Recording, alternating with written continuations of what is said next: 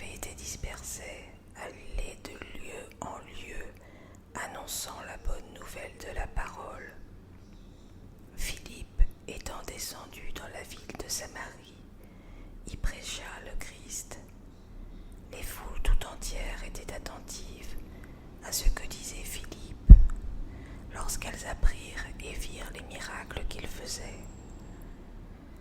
Car des esprits impurs sortirent de plusieurs démoniaques, en poussant de grands cris, et beaucoup de paralytiques et de boiteux furent guéris.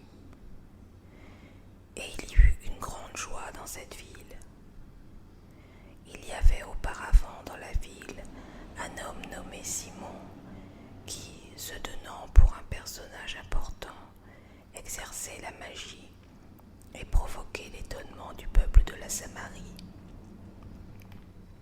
Tous, depuis le plus petit jusqu'au plus grand, l'écoutaient attentivement et disaient : « Celui-ci est la puissance de Dieu, celle qui s'appelle la Grande. » Ils l'écoutaient attentivement parce qu'il les avait longtemps étonnés par ses actes de magie. Mais quand ils eurent cru à Philippe, qui leur annonçait la bonne nouvelle du royaume de Dieu et du nom de Jésus-Christ, hommes et femmes se firent baptiser.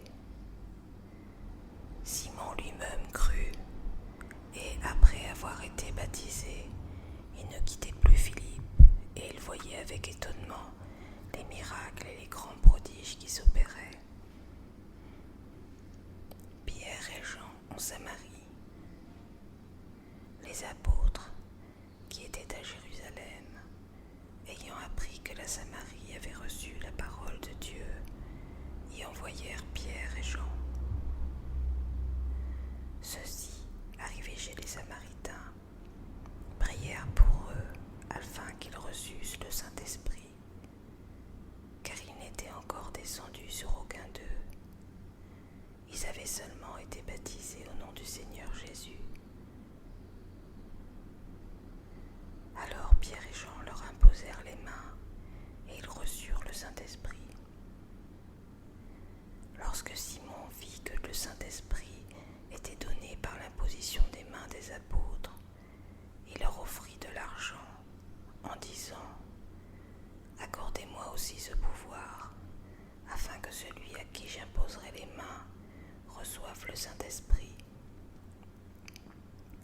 Mais Pierre lui dit : « Que ton argent périsse avec toi, puisque tu as cru que le don de Dieu s'acquérait à prix d'argent.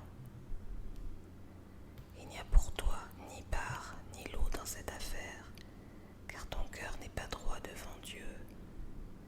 Reprends-toi donc de ta méchanceté et prie le Seigneur pour que la pensée de ton cœur te soit pardonnée s'il est possible.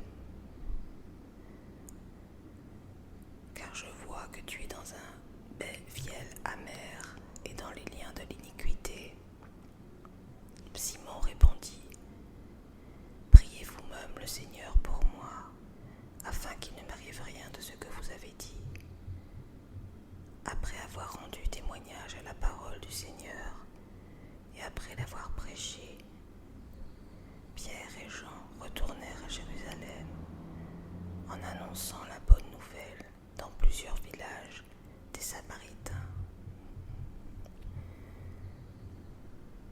Le diacre Philippe et l'eunuque éthiopien.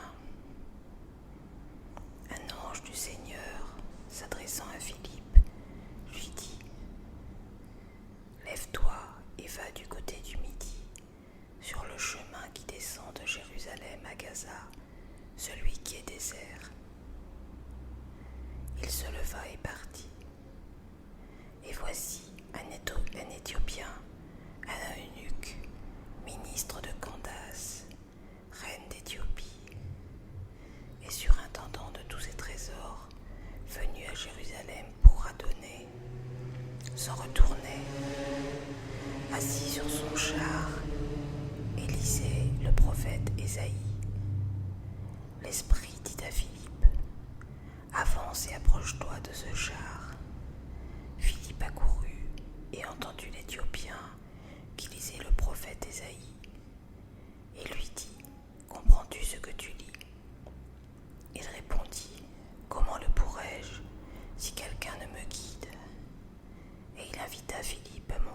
à s'asseoir avec lui. Le passage de l'écriture qu'il lisait était celui-ci. Il a été amené comme une brebis à la boucherie, et comme un agneau muet devant celui qui le tond,